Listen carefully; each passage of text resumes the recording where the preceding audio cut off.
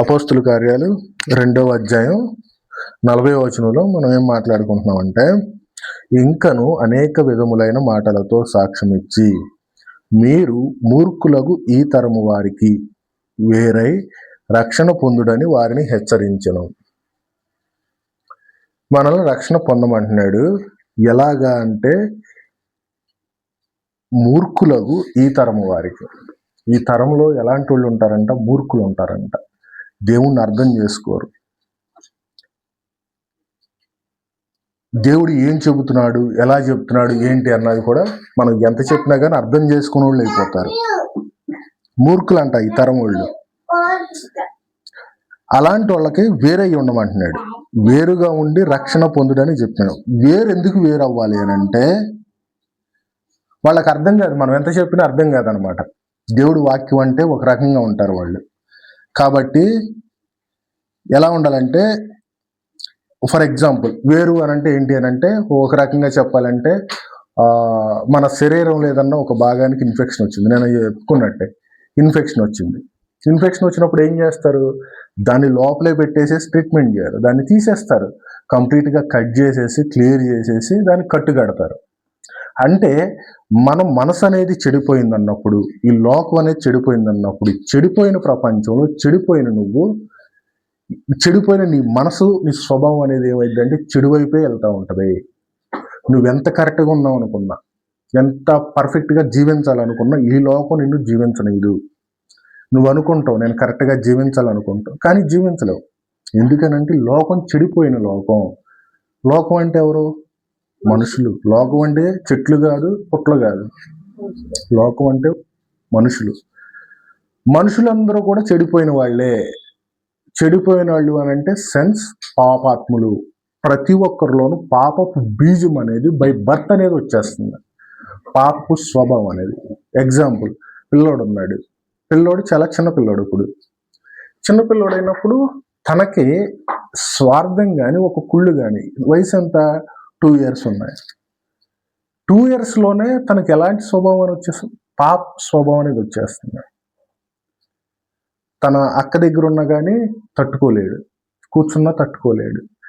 ఏంటంటే అది ఒక స్వభావం అనేది మనిషిలో బై బర్త్ అనేది వస్తున్నప్పుడు, లోకం అంతా అలాంటి మనుషులే ఉంటున్నప్పుడు, నీ చుట్టూ నువ్వు ఎక్కడికి వెళ్తే అక్కడ అలాంటి లోకంలోనే నువ్వు ఉన్నప్పుడు, లోకానికి వేరై నువ్వు జీవించాలి.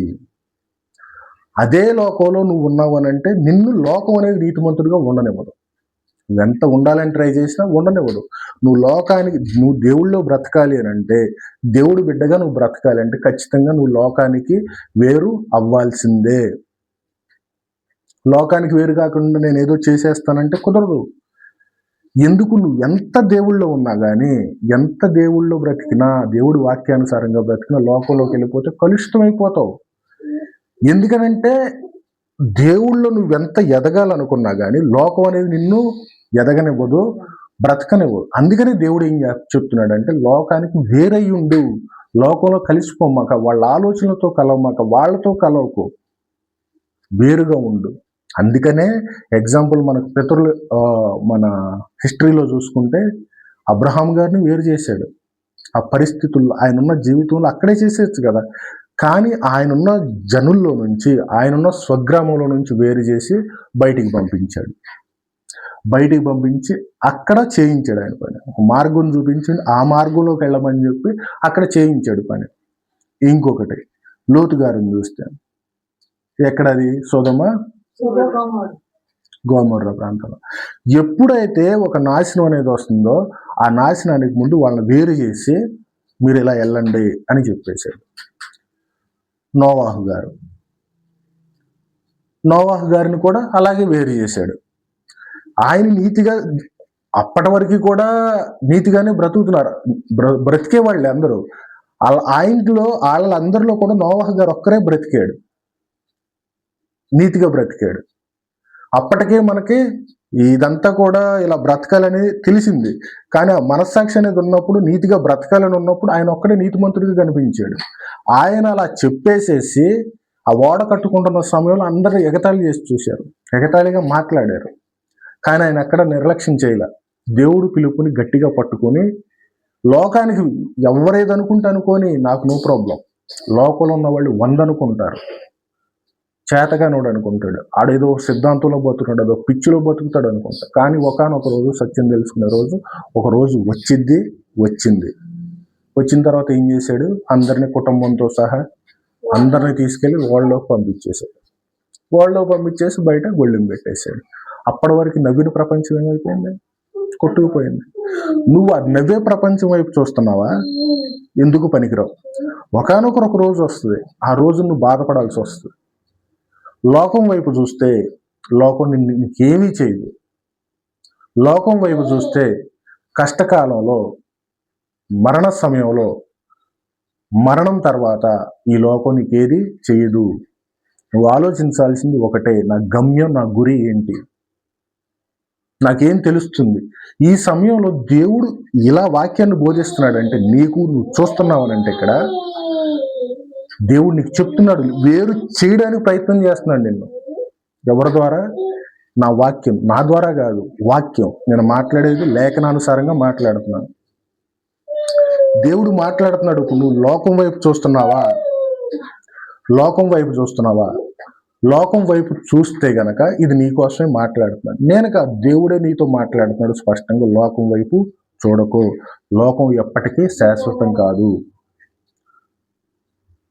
నీకు కావాల్సింది నిత్య జీవితం. ఆ జీవితం వైపు గురిపెట్టుకో. ఆ జీవితం వైపు గురిపెడితే నువ్వు దేవుని యొక్క రాజ్యానికి చేరుకుంటావు.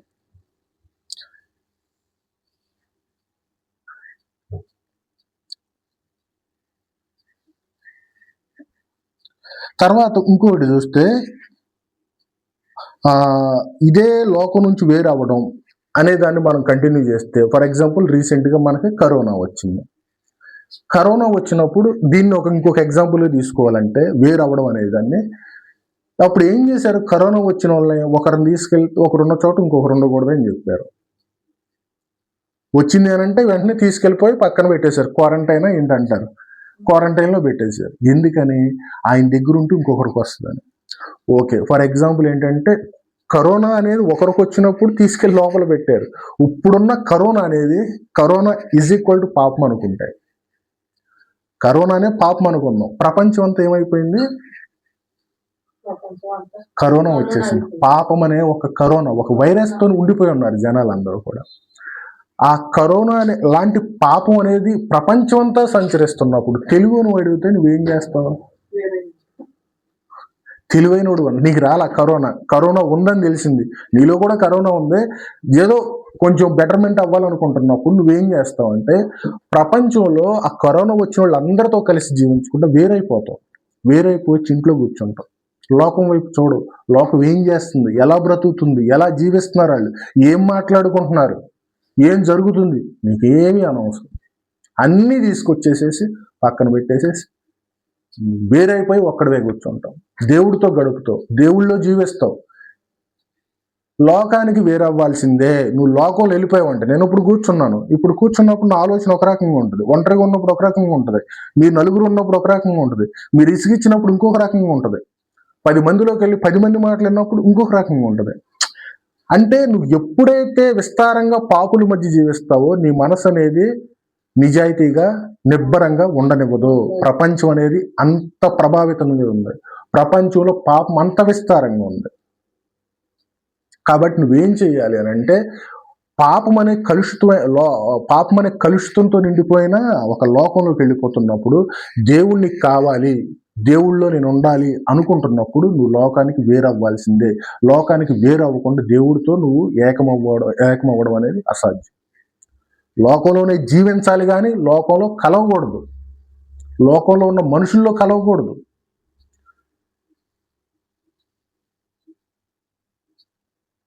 ఇలాగే చూసుకుంటే మనకు ఇంకోటి ఏమవుతుందంటే ఇప్పుడు క్రైస్తవులు ఉన్నారు. ఇప్పుడు క్రైస్తవం అనేది ఎలా జరుగుతుందో చూద్దాం ఒకసారి. క్రైస్తవులు ఉన్నారు, క్రైస్తవులుగా బతుకుతున్నారు. క్రైస్తవులుగా బతుకుతున్నప్పుడు ఏం జరుగుతుంది? వాళ్ళు నిజంగానే క్రైస్తవులు ఉన్నారు అనడానికి ఆధారం ఏంటి?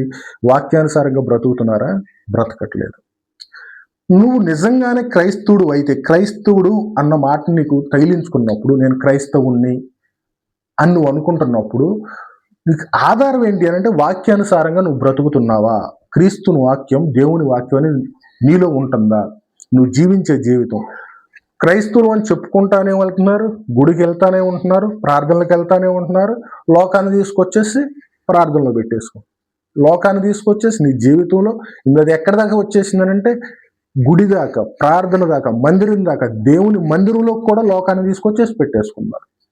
ఎవరు చెప్పారు ఈ అసలు ఆచారాలు కానీ, పద్ధతులు కానీ, కట్టడలు కానీ, ఇలాంటివన్నీ తీసుకొచ్చేసి మూఢనమ్మకాలు ఏయో తీసుకొచ్చేసేసి క్రైస్తవులు పాలు చేసేసారు, వాటిలో భాగం చేసేసారు.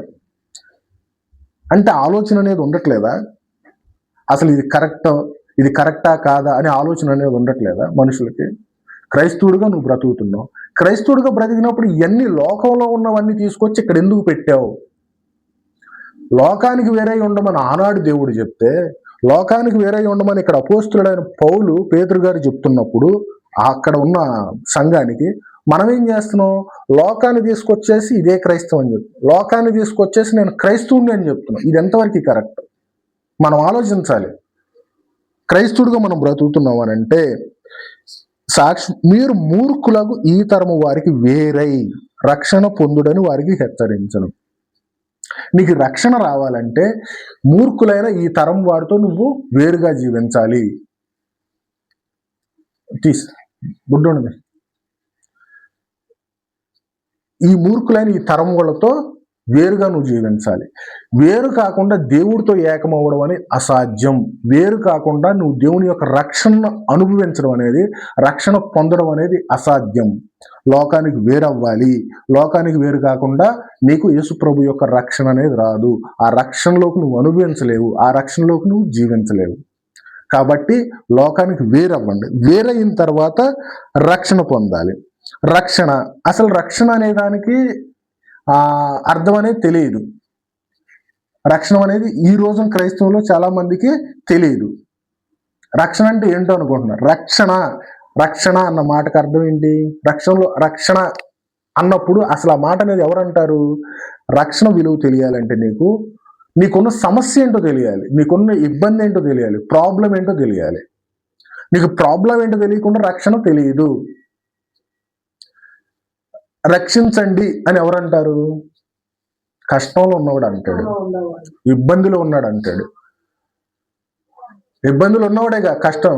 రక్షించండి, నాకు ఏదో ఆకలైనవాడు, అమ్మ నాకు కొంచెం ఆకలేస్తున్నాను రక్షించండి. ఒక మంటల్లో కాలిపోతున్నాడు అనుకో, రక్షించండి. నీళ్ళల్లో మునిగిపోతున్నాడు, రక్షించండి. ఒక సమస్య, ఆ సమస్య ఏంటో నీకు అర్థం అవ్వాలి. ఆ నేను సమస్యలో ఉన్నాను అని నీకు తెలిసినప్పుడు రక్షణ అనేది ఆటోమేటిక్గా అర్థమైపోద్ది. సమస్య అనేది, నీలో ఉన్న సమస్య అనేది నీకు తెలియనప్పుడు రక్షణ అనేది అర్థం కాదు. ఆ రక్షణ తెలియాలంటే నువ్వు ఏ సమస్యలో ఉన్నావో నువ్వు తెలుసుకోవాలి. నీకున్న సమస్య, మనకున్న అతిపెద్ద సమస్య ఏంటి అని అంటే పాపం.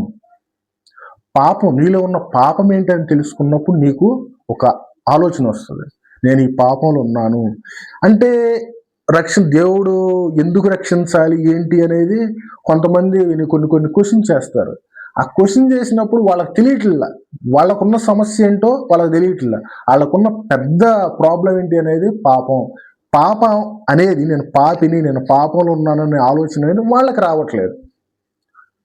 వాళ్ళకి అనేది వచ్చినప్పుడు నిజంగా రక్షణ అనేది ఏంటి, నేను ఎందుకు లోకానికి వేరై ఉండాలి, నేను ఎందుకు వేరే రక్షణ పొందాలనే ఆలోచన రావాలంటే వాళ్ళకి ఫస్ట్ వాళ్ళకున్న సమస్య, మనకున్న ప్రధాన సమస్య ఏంటి అని అంటే మన పాపమే అని తెలియాలి మనకి.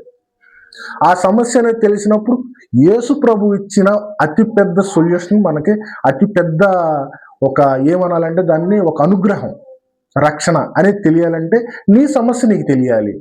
నీ సమస్య ఏంటి అంటే పాపాత్ముడివి, బేసిక్గా నువ్వు పాపాత్ముడు కాబట్టి నీకేం కావాలి?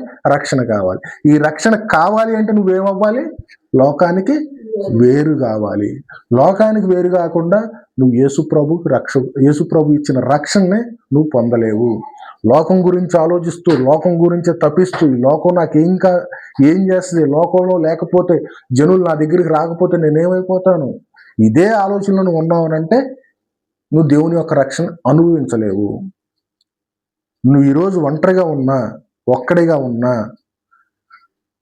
లేదంటే నీ వెనకమాల 10 మంది ఉన్నా, 100 మంది ఉన్నా కానీ వచ్చే డిఫరెన్స్ ఏం లేదు.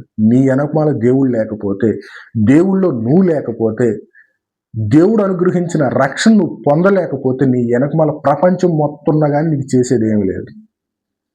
ఇంకొకటి, వాళ్ళు మరణం తర్వాత జీవితం అనేది అసలు ఇవ్వకపోగా, ఈ లోకంలో ఉన్న బాహ్యంగా భౌతికంగా జీవితంలో కూడా నువ్వు మంచిగా ఉంటే ఓర్చలేరు పాపాత్ములు.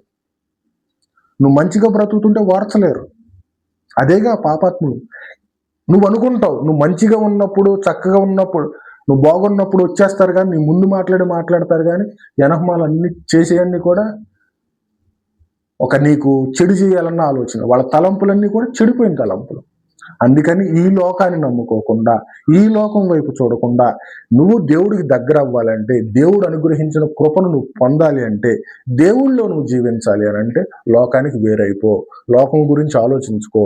లోకం ఎలా ఉన్నా కానీ, ఎలా అనుకున్నా కానీ, ఏమనుకున్నా కానీ, నేను నమ్ముతుంది యేసు ప్రభువుని, జీవము గలవాడిని, నాకు రక్షణ అనుగ్రహించిన నా తండ్రిని. ఆయన లేకుండా నాకు రక్షణ అసాధ్యం. లేదు అని నువ్వు ఒక దృఢ నిశ్చయానికి వచ్చి లోకానికి వేరైపో. లోకానికి వేరు చేసుకుని నిన్ను నువ్వు దేవుడికి సమర్పించుకుని ఎటువైపు చూడకుండా, ఏ ఆశ వైపు, ఏ కోరిక వైపు, ఎలాంటి చెడు తలంపు వైపు, ఎలాంటి మనిషి వైపు చూడకుండా లోకంలో ఉన్న వాటిని అన్నిటిని నిషేధించి నువ్వు దేవుడి వైపు చూడడం మొదలు పెట్టాలి. దేవుడి వైపు చూడడం మొదలు పెట్టామంటే దేవుడు నీకు రక్షణ వసుగుతానన్నాడు.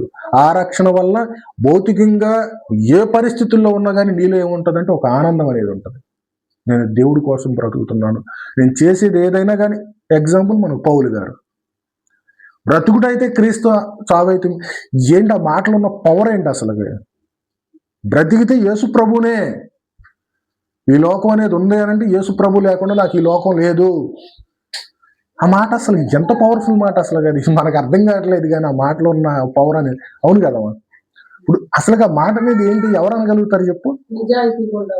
అసలుకి ఎంత ఆనందాన్ని అనుభవించేవాళ్ళు అంటారన్నమాట. బ్రతుకుడు అయితే క్రీస్తు, లాభం. అంటే నువ్వు బ్రతికేవు అని అంటే క్రీస్తే, ఇంకెవరూ లేరు, ఏదీ లేదు, ఏ మనిషి లేరు, ప్రపంచంలో ఏదీ లేదు. ఇంకా నాకు ఏది అవసరంలా. దేవుళ్ళో నేను బ్రతుకుతాను, దేవుళ్ళో నేను అనుభవించే ఆనందాన్ని నేను కంటిన్యూ చేస్తాను అనేసి ఒక ఆలోచనతో, దృఢ నిశ్చయంతో మనం ఏం చేయాలి అంటే, ఈ లోకం వైపు చూడకుండా, ఈ లోకంలో ఉన్న కోరికల వైపు, ఆశల వైపు చూడకుండా, ఈ లోకంలో ఉన్న మనుషుల వైపు చూడకుండా మనం ఏం చేయాలి అంటే దేవుణ్ణి ఎరిగి, దేవుణ్ణి తెలుసుకొని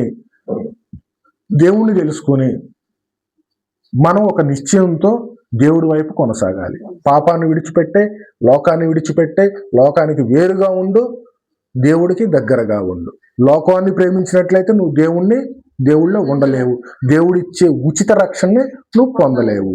కాబట్టి నువ్వు ఎలా జీవిస్తున్నావు, నువ్వు ఏ పరిస్థితిలో ఉన్నావు, ఎలాంటి స్థితిలో ఉన్నావు, నీ మనసును కానీ, నీ ఆలోచనలు కానీ లోకం వైపు చూస్తున్నాయా, దేవుని వైపు చూస్తున్నాయా అనేది ఒకసారి ఒక ఆలోచన చేసుకుని ఎవరికి వాళ్ళు వ్యక్తిగతంగా ప్రార్థన చేసుకోండి. ఇప్పుడు కూడా చేసుకుందాం, ఇక్కడ కూడా చేసుకుందాం. కాబట్టి మీరు ఒకసారి వ్యక్తిగతంగా మీ మనసుని దేవుడికి వైపు చూస్తూ ప్రార్థన చేసుకోండి.